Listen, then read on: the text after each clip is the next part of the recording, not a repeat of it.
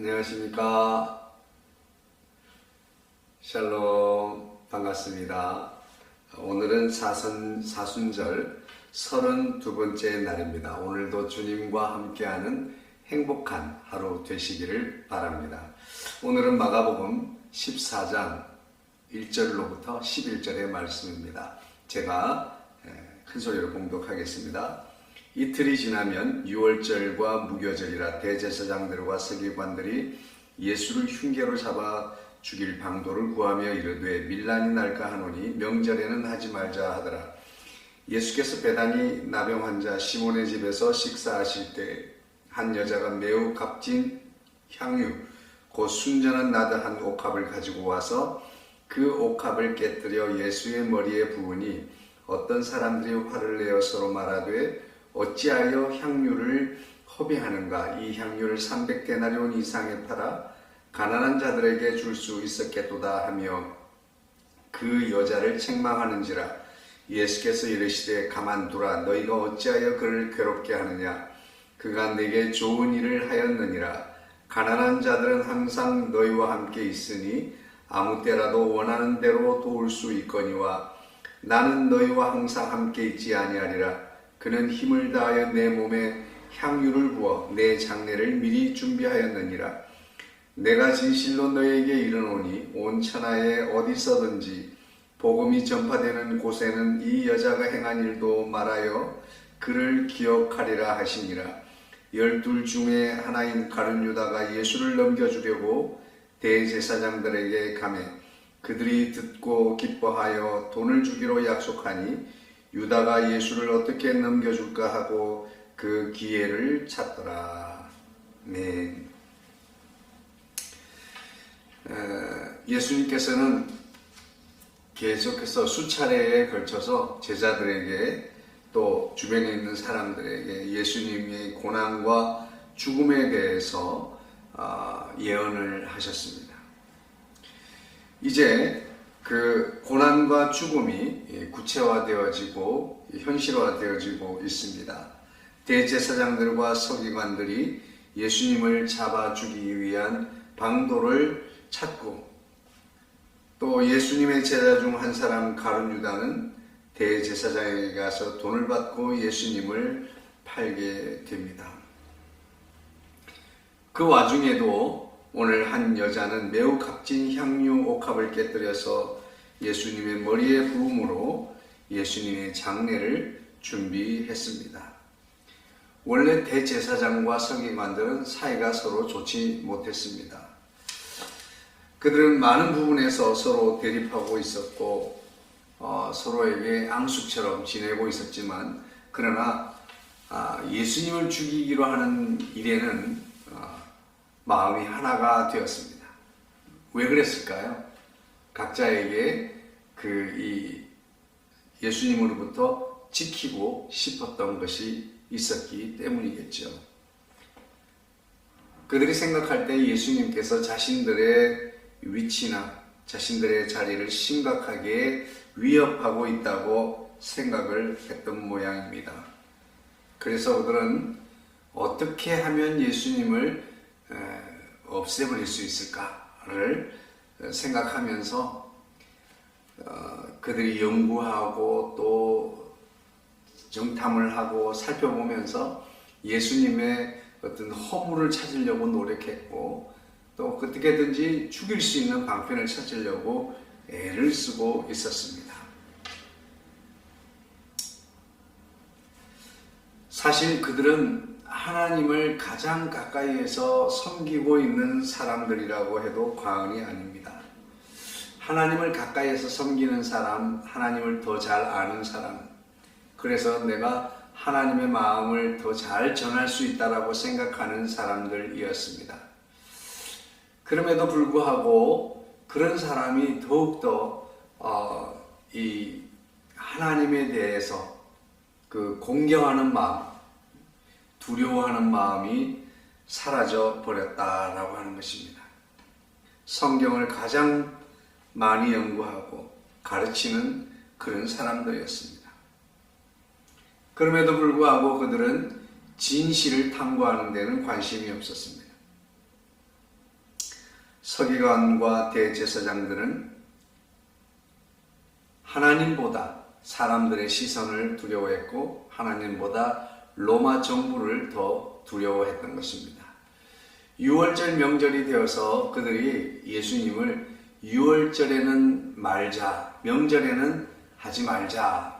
왜 그랬어요? 밀란이 날까 두렵다라고 그랬습니다. 로마 정부는 유대인들이 지키는 6월절만 되면 촉각을 곤두세우고 있었습니다. 왜냐하면 민족주의자들이 일어나서 이 열혈 민족주의자들이 데모를 하고 또 저항을 할 수 있기 때문에 이 유대인들이 전 각처에서 모여드는 예루살렘의 6월절만 되면 로마의 통치자, 로마 정부는 아주 각별한 심각하게 예루살렘을 지켜보고 있었던 거예요. 그러니까 예수님을 이 6월절에 죽이게 되면 로마 정부가 얼마나 거기에 대해서 이 제사장들과 서기관들을 또 이 문책을 하게 될 것이기 때문에 책임을 물을 것이기 때문에 로마 정부의 이 눈치를 살피느라고 명절을 건너뛴 거예요. 하나님의 거룩한 날이니까 명절을 피하자라고 했던 것도 있지만 사실은 그것보다 현실적인 그 두려움이 더 컸던 거죠. 어쨌든 그들은 지금 예수님을 죽이기로 모의를 했습니다. 그리고 흉계를 꾸몄습니다. 흉계란 속임수를 말하는 거죠. 거짓과 속임수를 동원해서라도 예수님을 죽이려고 했습니다.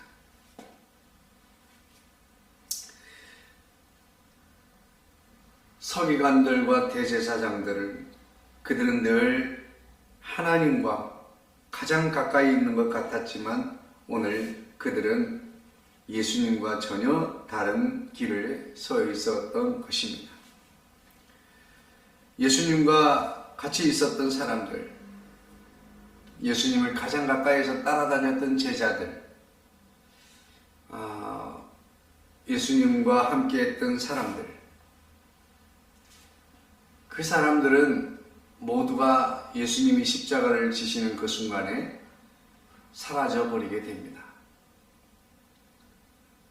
그러나 오늘 이름 없는 여인들과 이름 없는 사람들은 끝까지 십자가 밑에까지 동행하며 주님을 따라가는 모습을 볼 수가 있습니다. 그 가운데서 오늘 이 한 여인의 막달라 마리아의 이 향유를 부은 사건은 전적으로 예수님께 관심을 두고 전적으로 예수님이 목적이고 전적으로 예수님만을 바라보았던 그 이 메시아 그리스도를 향한 헌신을 우리는 볼 수가 있습니다. 그러나 그 여인의 신앙적 헌신이 불신자들 혹은 예수님을 따라다니는 제자라고 하는 자들의 입술에서 300데나리온이나 되는 향유를 허비하였다라고 이렇게 말하는 것입니다. 여러분, 하나님의 나라를 위해서 또한 주님을 위해서 헌신하고 봉사하는 것은 어떤 면에서 현실적인 시각으로 보면 허비한 것처럼 보일 수 있습니다.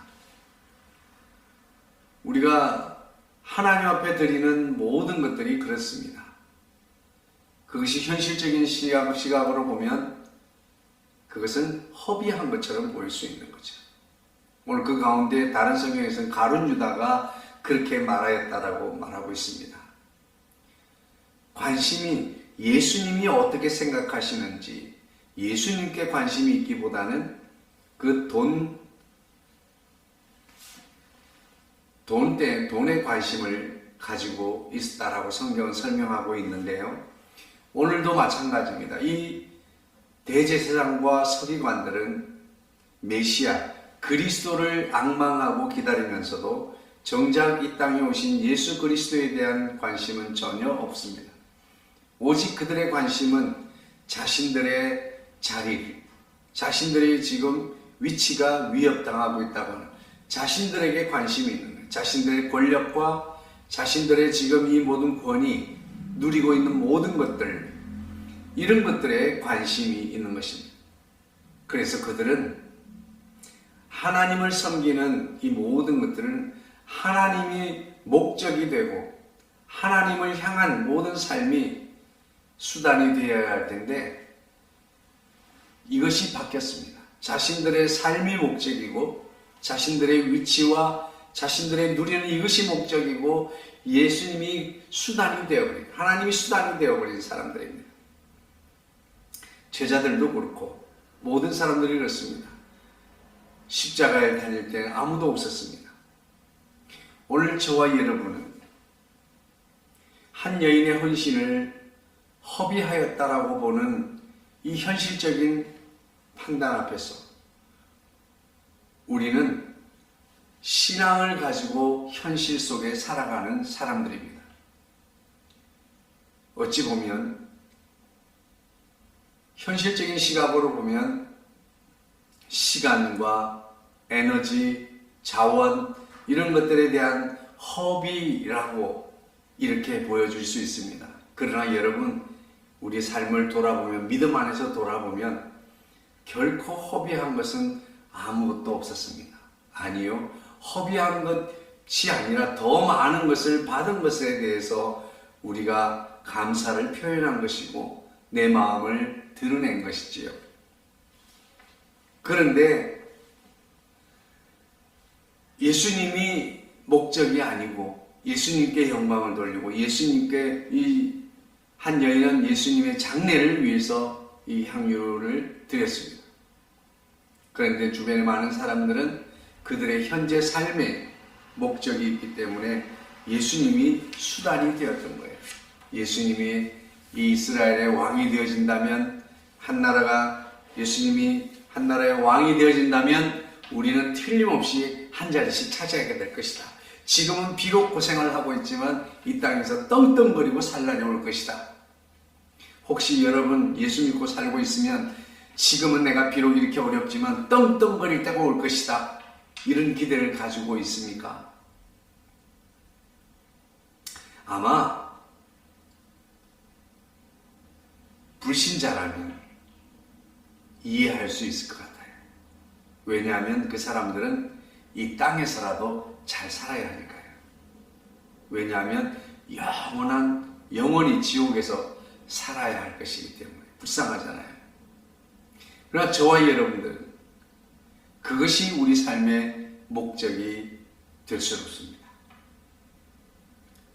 우리 삶이 목적이고 예수님이 그 목적을 이루는 수단이 되는 것은 곤란합니다. 그러나 그것을 알면서도 실제로는 내가 예수님께 내 모든 삶을 드리고 예수님이 나의 최종 목적이다라고 생각을 하고 있지만, 어떤 면에서는 내 삶의 목적을 이루기 위해서 예수님을 수단으로 이용하고 있지는 않습니다. 물론 우리는 예수님께 도움을 요청해야 되고 예수님의 힘으로 우리는 살아가야 합니다. 그럼에도 불구하고 그 모든 것들이 예수님께로 향한, 예수님을 향한 삶을 위한 그런 도움이어야 될 줄로 믿습니다. 오늘 저는 향유 옥합을 드리는 이 신앙적 표현에 있어서 이것을 현실적인 시각으로 볼 때 허비하였다라고 판단하는 이 모든 마음을 가진 사람들, 오늘날의 모든 사람들은 선교사에게 드려지는 것들도 모든 것들입니다. 이런 여러 가지들이 교회 안에서 재정이 아주 투명하게 사용되어져야 하겠지만, 참 선교사님들한테 선교문 보내면서 영수증 보내주세요, 저는 한 번도 그렇게 그런 말씀 드려본 적이 없습니다. 교회를 도우면서도 작은 교회, 힘든 교회 가서 도우면서 100만 원도 아니고 그 몇십만 원 도와주면서 영수증 주세요,